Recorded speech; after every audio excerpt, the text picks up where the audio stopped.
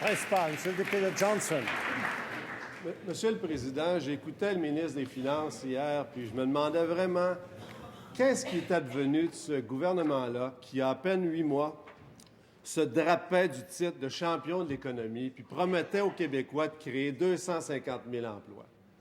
Avec sa mise à jour économique d'hier, ce que le ministre des Finances nous a appris, c'est que ce n'est pas seulement des promesses qui ont été brisées, qui ont été rompues, mais c'est maintenant la crédibilité économique de ce gouvernement-là qui est aussi rompue.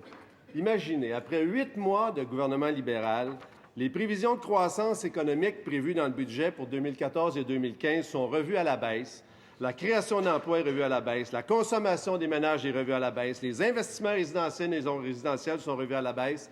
La seule chose qui monte, Monsieur le Président, c'est le taux de chômage. Devant un tel constat d'échec, le ministre peut-il reconnaître qu'il n'y a jamais eu de vrai plan pour relancer l'économie du Québec puis qu'il ne pourra jamais créer ces 250 000 emplois? Monsieur le ministre des Finances.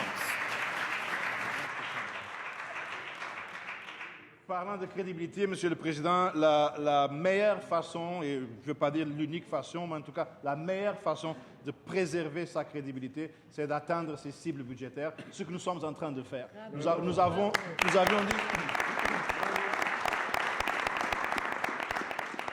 Nous avions dit en juin que nous arriverons à l'équilibre budgétaire en 2015 et 2016. C'est ce à quoi nous nous étions engagés et nous allons faire ça. Nous allons faire exactement ce que nous avons dit que nous allions faire.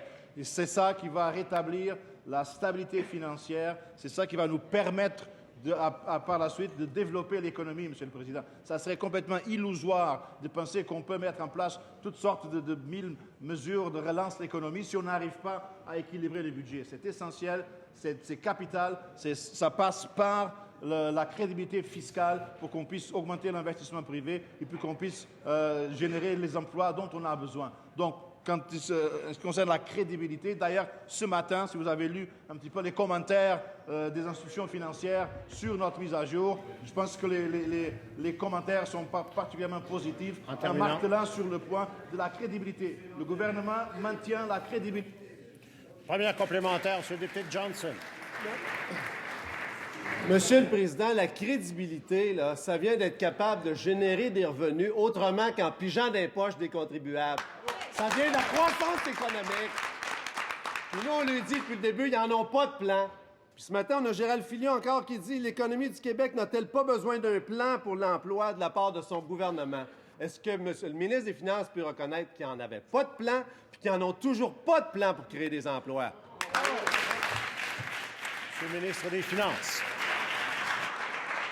Nous avons un plan que nous avons élaboré lors du budget de juin et que nous avons confirmé la continuité dans la mise à jour d'hier. Ce plan passe principalement par l'investissement privé, par l'augmentation de l'investissement privé, et c'est pour ça que nous avons réduit le fardeau fiscal sur les PME. Les PME manufacturières ont eu une réduction de leur taux d'imposition de 8 à 6 %, et hier, nous avons annoncé une réduction de la contribution des FSS pour les PME manufacturières, de telle façon à ce qu'à partir d'avril 2015, le fardeau fiscal d'une PME manufacturière québécoise est identique à celui d'une PME ontarienne, Monsieur le Président. C'est du progrès, ça, Monsieur le Président. Deuxième complémentaire, Monsieur le député de Johnson. Le plus gros du plan libéral, on l'a déjà dit, c'est de prier pour que l'économie américaine reprenne puis pour que le dollar baisse. Il y en a un bout qui fonctionne. Mais pour le reste, ils ont les bras croisés depuis le mois de juin puis ils regardent l'économie s'effondrer. Puis hier, ce qu'on a appris, c'est que ça ne changera pas puis que le Québec va rester en peloton de queue pour ce qui touche la création de richesse au Canada.